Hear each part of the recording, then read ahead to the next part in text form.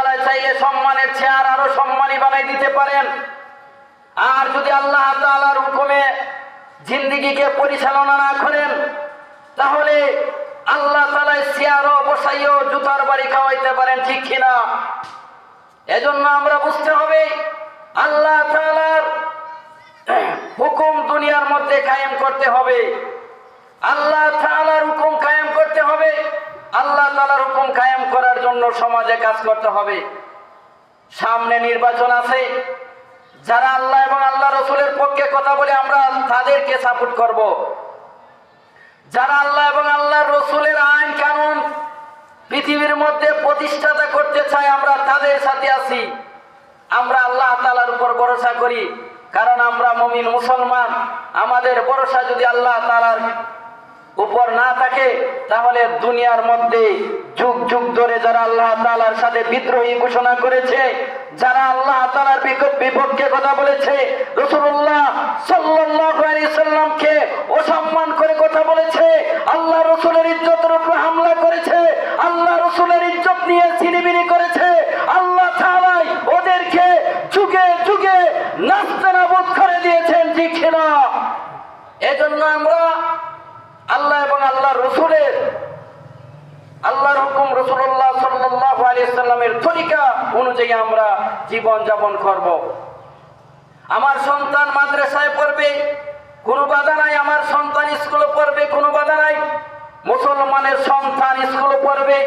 আবু সাইদের মতন ইসলামের বিরুদ্ধে কথা যে সময় বলবে, যেই সময় ভারতের আগ্রাসন বাংলাদেশকে গিলে খাইতে চাইবে, তখন ওই বাজ পাখির মতন আবু সাইদের মতন বুক টান টান করে গুলির সামনে দাঁড়িয়ে যাইবে। বাংলাদেশের ইজ্জত আবরুকে রক্ষা করবে, প্রয়োজনে তার জীবন বিলিয়ে দিবে। আমার সন্তানগুলো হবে শরীফ উসমান হাদির মতন, যে সময় ভারতের আগ্রাসন আমার ইসলামের বিরুদ্ধে কথা বলবে, ইমানের উপরে আঘাত করবে, মুসলমানের ঐতিহ্যের উপর আঘাত আনবে, তখন ওই সাথে সাথে প্রতিবাদের জন্য দাঁড়িয়ে যাবে। শহীদ শরীফ উসমান হাদি এইভাবে প্রয়োজনে গুলির সামনে দাঁড়াইবে, তারপরও বাতিলের সামনে মাথা নত করবে না। আমাদের মুসলমানের সন্তান এভাবে আপনি গড়িয়ে তোলেন। আপনি দেখেন শহীদ শরীফ উসমান হাদি মারা যাওয়ার পরে হাজার হাজার মহিলারা প্রতিজ্ঞা করেছে, আমরা এক হাদি তোমরা মেরে ফেলেছ, আমরা মায়েরা লক্ষ হাদি জন্ম দিব। আমরা ওই হাদিকে জন্ম দিয়েছিলাম। শুকনের দলেরা, তোমরা আমার ওই হাদিকে মাথার মধ্যে গুলি করে নিয়ে গেছো, প্রয়োজনে আমরা লক্ষ হাদি জন্ম দিব, তারপরে আমাদের ইমান, ইসলাম, কুরআন, নবীজির ইজ্জত আমরা নষ্ট হইতে দিব না, ঠিক কিনা?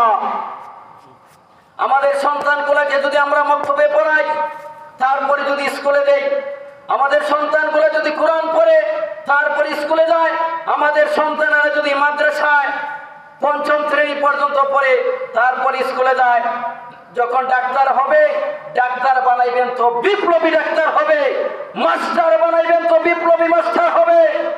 শহীদ শরীফ উসমান হাদি একজন বিপ্লবী মাস্টার ছিলেন।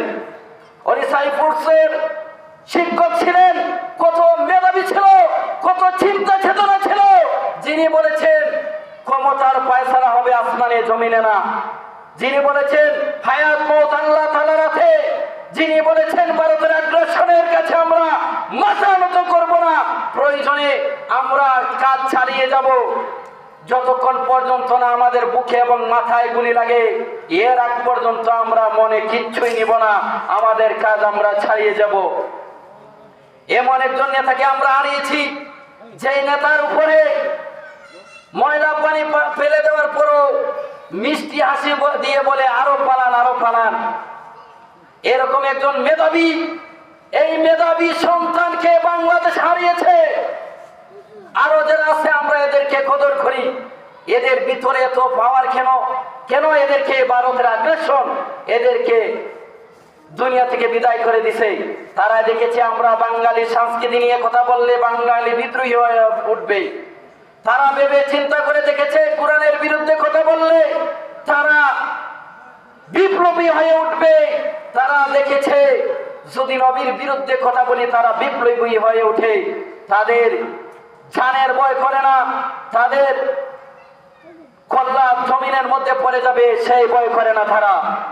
সুতরাং এদেরকে আমরা যদি একজন একজন করে কল্লা উড়াইয়া দিই, একজন একজন করে যদি গুলি বর্ষণ করি তাহলে থামিয়া যাইবে।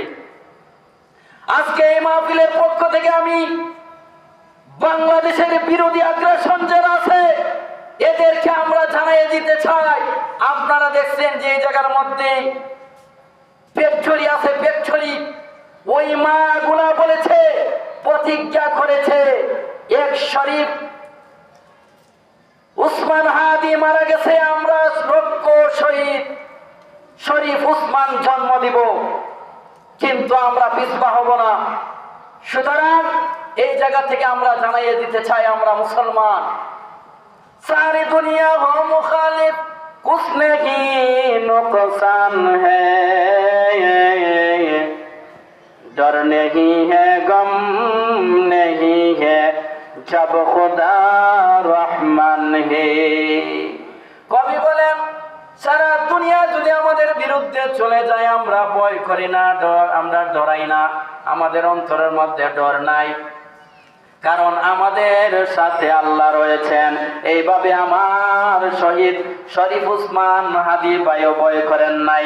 মানুষ ওনাকে বলল আপনাকে তো মেরে ফেলবে, উনি বললেন মরণের ফয়সালা আল্লাহ তাআলার হাতে, কাউকে ভয় করেন না। বাংলাদেশের ঐতিহ্য নিয়ে কথা বলেছেন, কোরআনের পক্ষে কথা বলেছেন, তৌহিদবাদীর পক্ষে কথা বলেছেন, তৌহিদি জনতার পক্ষে কথা বলেছেন, মানুষের কাছে ইনসাফ পৌঁছাইয়া দেওয়ার জন্য কথা বলেছেন, ইনসাফ প্রতিষ্ঠা করার জন্য কথা বলেছেন। উনি বলেছেন ইনসাফ যতদিন পর্যন্ত প্রতিষ্ঠিত হবে না ততদিন পর্যন্ত আমরা এই রাস্তা থেকে পিছপা হব না।